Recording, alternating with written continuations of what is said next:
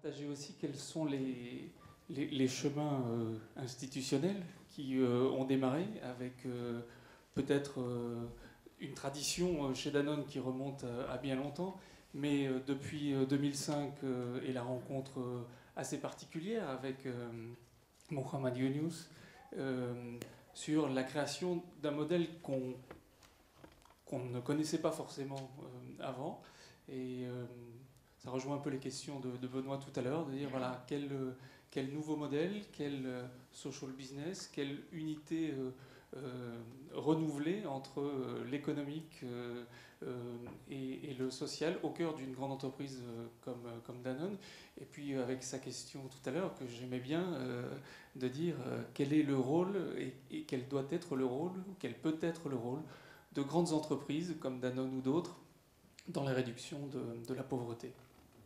Alors, en fait, la rencontre avec Mohamed Younous est arrivée à un moment où nous nous posions la question chez Danone de ce que nous allions faire de l'héritage 40 ans auparavant d'un discours qui a beaucoup marqué l'histoire de l'entreprise et en partie l'histoire de l'économie française, qui est le discours prononcé par Antoine Riboud aux assises du CNPF, l'ancêtre du MEDEF, en 1972. Et qui, grosso modo, disait qu'il n'y avait qu'une planète, que nous en avions la responsabilité, qu'il ne pouvait pas y avoir de développement, de croissance de la richesse sans développement humain, que nous devions diriger avec le cœur autant qu'avec la tête, enfin tout un tas de choses auxquelles on peut avoir envie de croire. Antoine Riboud et son équipe ont mis en œuvre cette utopie vivante à leur échelle dans le cadre de l'histoire de BSN il y a 40 ans. Nous, on se retrouve aujourd'hui héritiers de ça, avec un groupe qui est totalement transformé. Il était quasiment franco-français à l'époque. Il est aujourd'hui, enfin la France représente c'est 8000 salariés sur les 100 000 que compte Danone. Il y a plus de salariés en Chine, en Indonésie, en Russie, au Mexique qu'en France, dans chacun de ces pays. Et donc se pose la question pour nous de savoir comment actualiser cette vision d'un double projet économique et social pour Danone. Et nous avons rencontré Mohamed Younous au milieu de ce questionnement avec une idée simple qui est née très vite. Est-ce qu'on pourrait imaginer, à l'inverse du modèle du business au service de la finance, un modèle de business au service du social? Donc la règle a été très simple, on s'est placé de l'autre côté, on a mis le curseur de l'autre côté de l'économie. Au lieu d'être dans le système qui maximise les profits, on s'est mis dans le système qui les minimise. Et on a dit, puisqu'on dit que c'est absurde de se mettre là, démontrons que ça n'est pas absurde, ou pas plus absurde en tout cas, de se mettre de l'autre côté. Et donc ça veut dire qu'ensuite il peut y avoir tout un tas de réglages.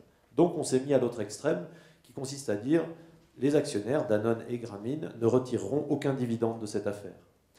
C'est très intéressant parce que du coup, vous savez qu'il y a un article, il y a 2 articles dans le Code civil en France qui disent, l'article 1832 et 1821, qui disent que des personnes créent une société et en deviennent associées dans le but d'en partager les profits.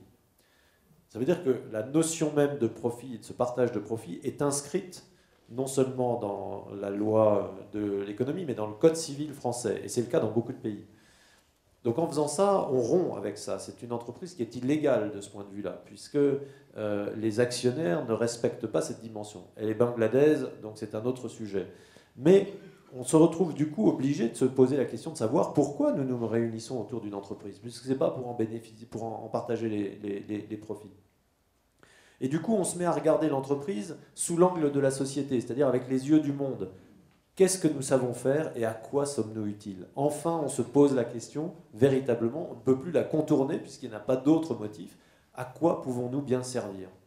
Et dans les campagnes du Bangladesh, on a écrit cette mission, elle est double, améliorer le statut nutritionnel des enfants du Bangladesh rural et lutter contre la pauvreté par un modèle une organisation d'entreprise de proximité. C'est ce que nous faisons depuis 5 ans, aujourd'hui, au Bangladesh, que nous avons répliqué dans d'autres pays. Et c'est très intéressant de voir ce qui se passe, parce que quand on ouvre ce champ-là, en fait, on va vers une idée simple. Ces entreprises cherchent à résoudre un problème social avec un modèle d'économie, c'est-à-dire avec un modèle qui s'auto-entretient, qui ne dépend pas de la subvention publique, qui ne dépend pas de la philanthropie ou de la charité. Donc il doit y avoir un équilibre. On ne peut pas faire des pertes indéfiniment. Si on en fait au démarrage, il faut qu'à un moment, il y ait un équilibre. Et c'est bien sûr ce que nous recherchons. Sauf qu'au-delà de cet équilibre, on s'arrête. Il y a une tempérance qui est indiquée très clairement, statutairement.